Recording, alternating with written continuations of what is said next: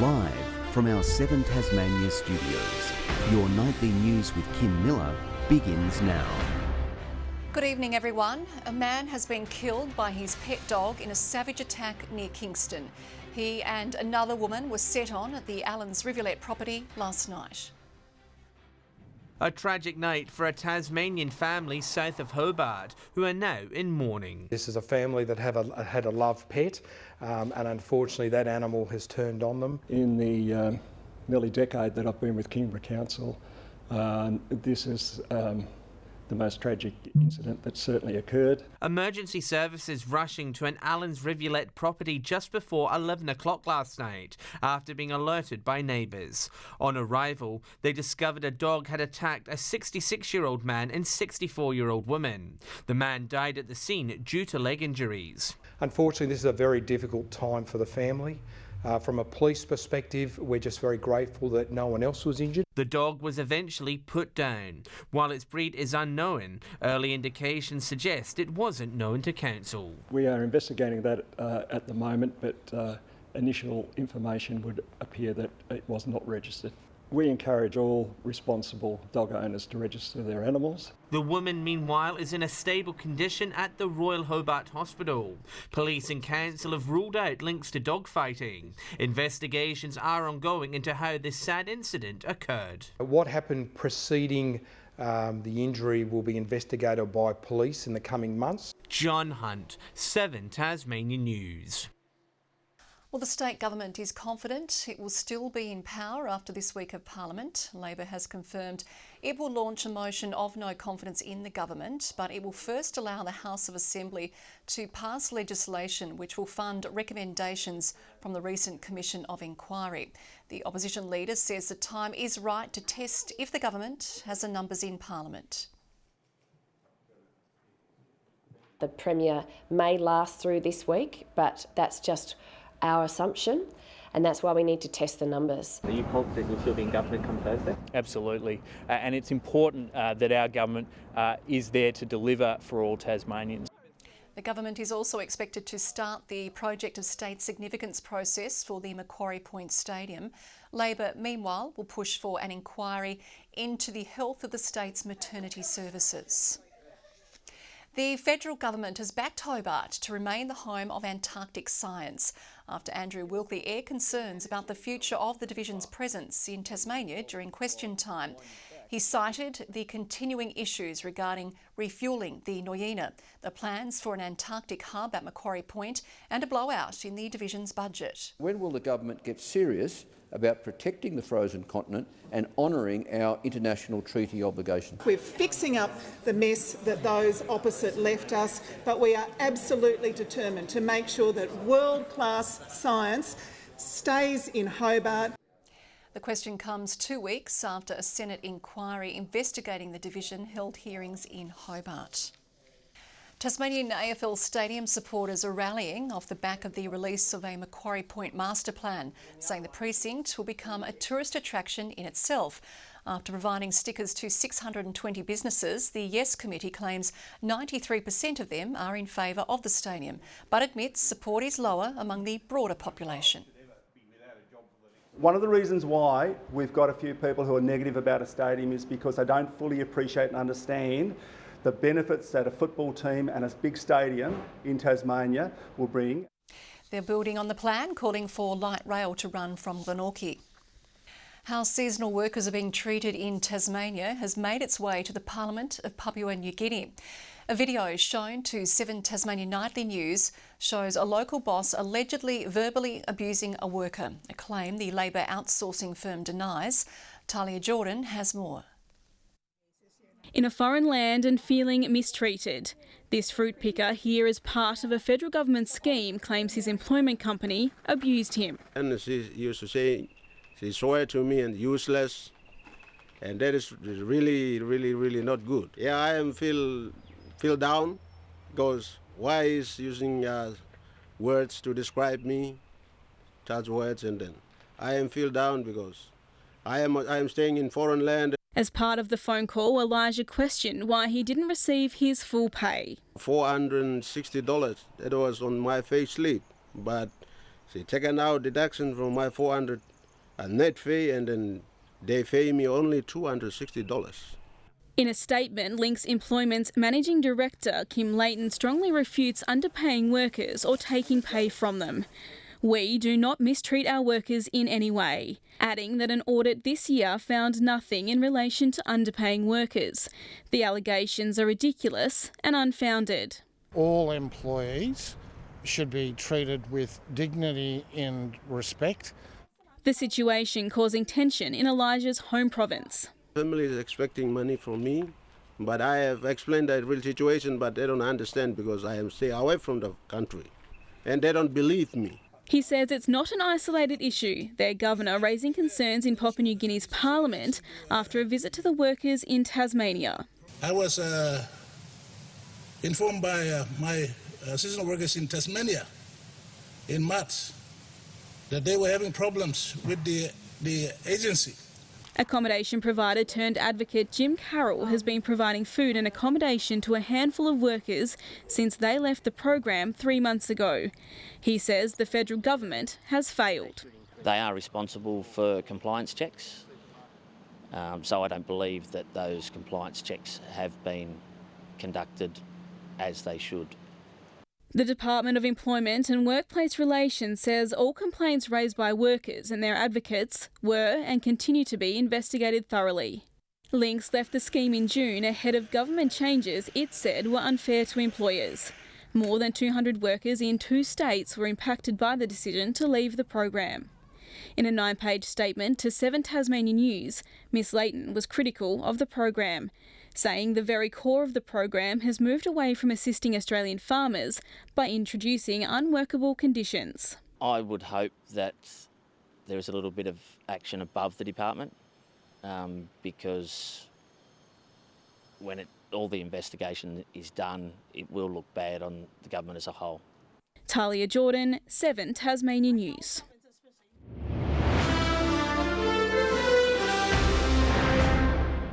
Tasmania's hearing impaired community will have better access to services, with the Shepherd Centre announcing it has secured funds for a northern base.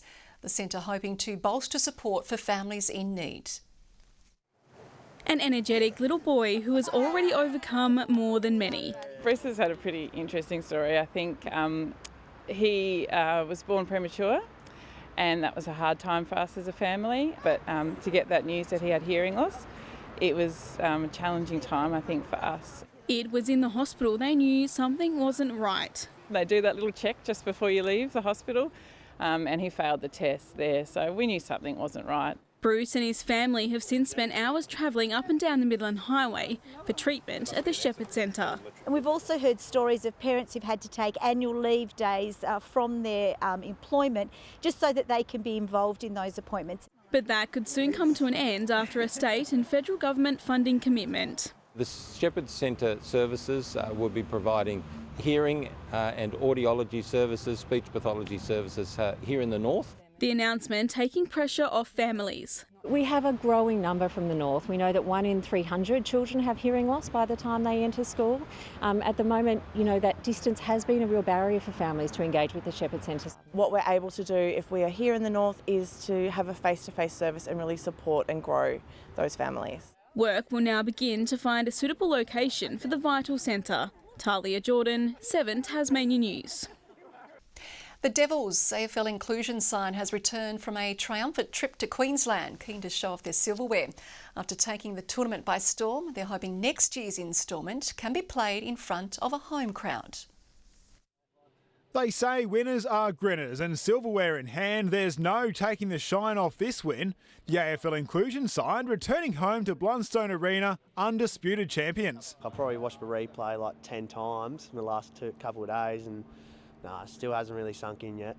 The boys were there up and about, I can't even tell you how good it was, you'd have to be there to see it. It almost wasn't to be. Hayden Britton booting the winning goal to save the day. Number 8 from South Australia decided to go over the mark, and it resulted in a 50-metre penalty. I managed to stop the goal, and jubilation was in my veins, and I was just so happy to kick the goal and get the boys over the line. The carnival is a chance to shine on the big stage.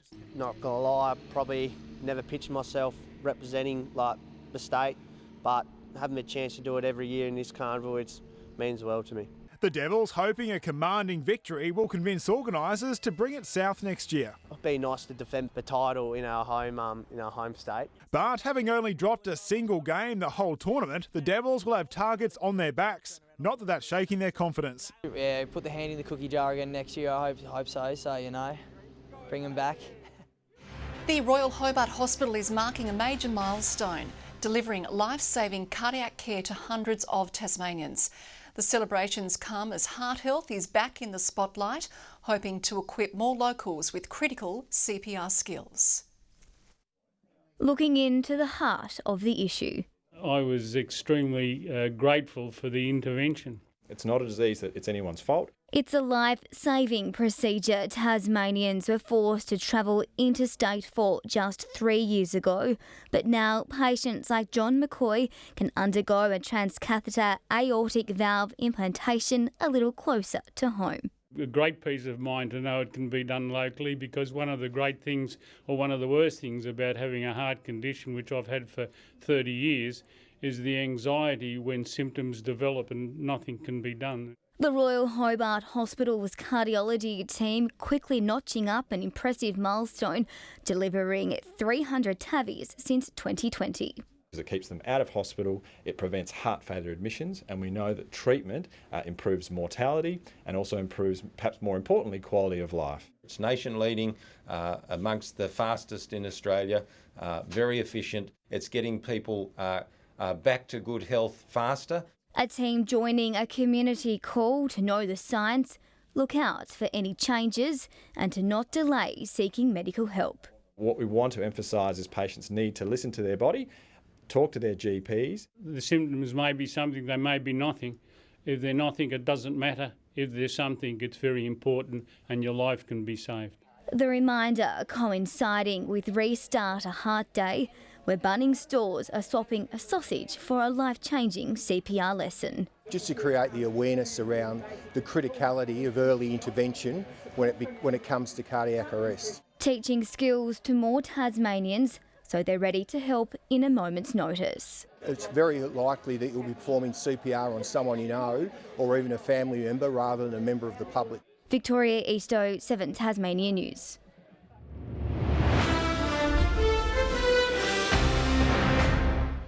The UTAS Lions are on the front foot for next year's NTFA season, naming a new head coach. Toby Amenahu is taking the reins after assistant coaching this season. His background, though, is soccer, having coached in the UK, played for Launceston and represented Australia in futsal.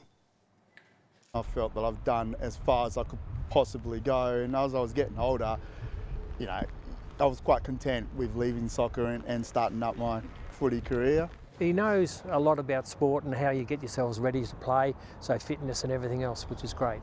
He's not easing into the role. Toby's first act will be to take the team on a boot camp. Tasmania has set a respectable target of 440 against Western Australia at the Wacker. Jordan Silk leading the Tigers scoring with a 181-run knock. Play is still in progress. WA none for 62 after 18 overs a short time ago. Launceston basketballer Lockie Brewer is heading to the States, locking in a 4-year college scholarship at Sacramento after catching the eye of scouts on a basketball tour earlier this year. Sacramento is led by Boomers assistant coach David Patrick, 18-year-old Brewer seeing it as a great pathway to a pro career. This will be a really good opportunity to sort of improve my game personally, and they've got probably the best coaches to help with player development. Obviously NBA is a dream. It's a pretty hard to get to, but I'd like to play pro for NBL and sort of come back, play for the Jack Jumpers. Lockie will still be around the local courts for a while yet. College doesn't start until mid-next year. There's quite a rivalry brewing between Hobart's Max Giuliani and Lithuanian Danas Rapsis at the Swimming World Cup. The young Aussie scoring another silver in the 200-metre freestyle in Berlin overnight. It had been a hot contest for most of the race, Lithuanian pulling 1.46 seconds clear in the final lap. The third and ultimate leg of the Cup will be swum next week in Budapest. Good evening, and today's numbers, looking at them, it was a pretty cold night last night, wasn't it? Particularly over the north, 7, 4, 4 and 3. But Hobart and Burnie did reach 15. Launceston and Friendly Beach is our top today with 18 degrees, Devonport 17. It did become cool as the southerlies moved in. St Helens 17 degrees, Bushy Park and Low Head 16, King and Flinders Islands 15, Grove and Strawn 13 degrees. We also had bands of showers spread across from the south today. The central north remained clear from that cloud. Low-level cloud over coastal areas from far north Queensland down and around the coastline, clear for the rest of the country apart from inland Queensland and the New South Wales north coast. Tomorrow, a high over Victoria, extends a ridge over Tasmania and South Australia, a trough over WA and also inland Queensland. We will have west to southwesterly winds at 5 to 15 knots over the west, but to 30 knots over southern waters with a 3.5 metre swell. We do have a strong wind warning there. That's from Tasman Island around to Low Rocky Point. Also a frost warning, yes, in the middle of October. Sub-zero temperatures expected in parts of the central north, Midlands and upper Derwent Valley. Tomorrow, a top of 20 for Hobart, a sunny day, 17 for Adventure Bay, a morning frost for Tarraleah, a high of 17 later. Launceston, an early frost, a sunny afternoon, 1 overnight, 18 the top, 15 the high for Devonport, a sunny day for Bridport and 15 degrees, 17 for Burnie, Strawn mostly sunny and 15, and the same for Marrawar, and for St Helens, a top tomorrow of 19 degrees, Swansea 19 as well, a bit cooler for Whitemark, but sunny still, and 15 the maximum. Looks like a fine sunny day for everyone on Wednesday too. Hobart 24, another fine day on Thursday, winds tending westerly after Launceston and St Helens reach 23, and on Friday an isolated shower expected over the south and east as the winds turn southwest to southeasterly. Mostly sunny in Perth tomorrow, a fine 22 in Adelaide, 17 the top in Melbourne, a windy day along with a shower for Sydney, 19 there, and a sunny 27 in Brisbane. Partly cloudy and 9 degrees right now in Hobart, 12 degrees in Launceston and 13 in Devonport. You may not know this, Kim, but the name Murphy in Ireland means potato, and back at school my name was Spud Murphy, and you've got a harrowing story about another Spud that's taken a tumble. I do. Links beautifully, Merv, thank you. An iconic Tasmanian roadside feature has taken an unfortunate tumble. The big Spud, just off the Bass Highway at Sassafras, has been knocked down by strong winds. The potato landmark was built by now Premier Jeremy Rockcliffe and his father more than 30 years ago. The Premier is vowing the super-sized Spud will be back after some TLC. And that is the news from Spud and I. I'll be back later with updates. Thanks for joining us. Good night.